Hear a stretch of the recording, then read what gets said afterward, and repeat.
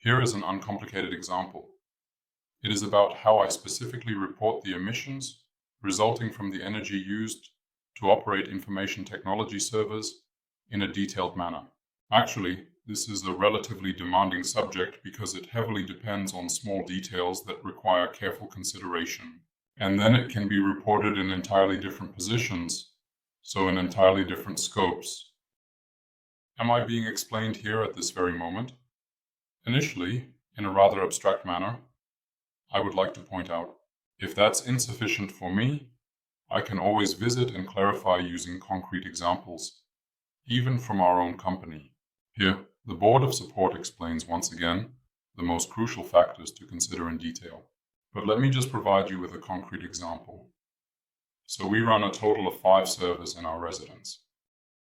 The energy for this is purchased from the local energy supplier.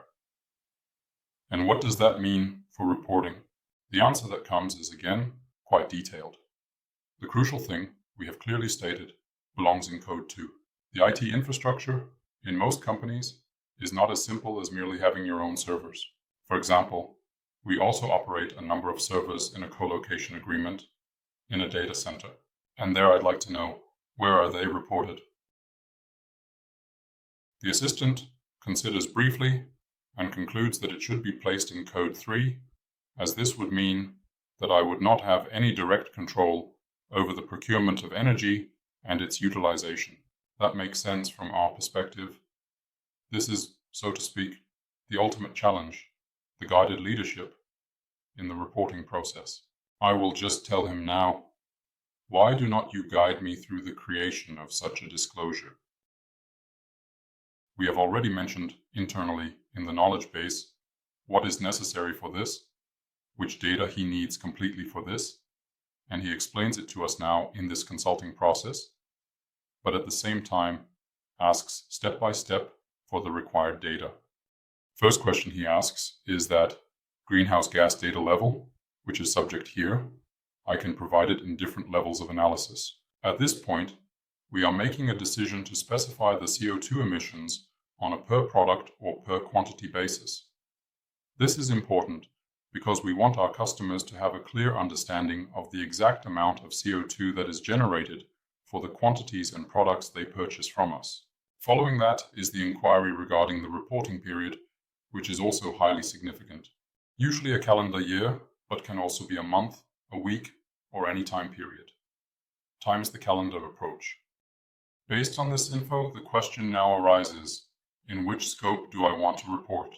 I want to begin implementing the entire process with scope 1. This is the simplest. Then the subsequent explanation promptly follows. Inquiry arises regarding the topic at hand. In which location method do we want to do this now? Because something like brass screws, it might be useful not to count them individually, as they are different sizes. We do it by mass, so by light. And then this also enables our customers to calculate and take into account the CO2 emissions linked to the utilization of these screws for themselves in the future, if they wish.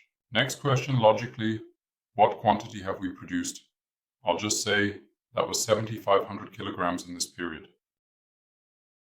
Consistently, he currently has nearly all of the data together, but in reality, it is about CO2. That means the ultimate query will now be, what is the total amount of CO2? CO2 equivalent that we have for these 20.5 tons of brass screws that were manufactured? And how can we prevent their emission? I'll restate, I'll declare 32 tons CO2, tons, 0.2 ECLA.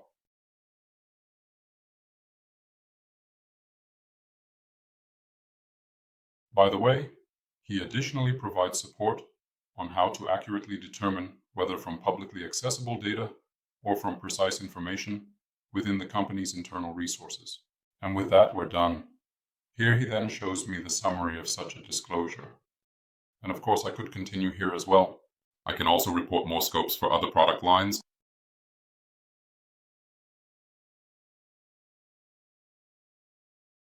Sufficient for a first overview, I think. Thanks for your suggestion. I hope I made it clear how AI technology is a game changer, especially for sustainability reporting.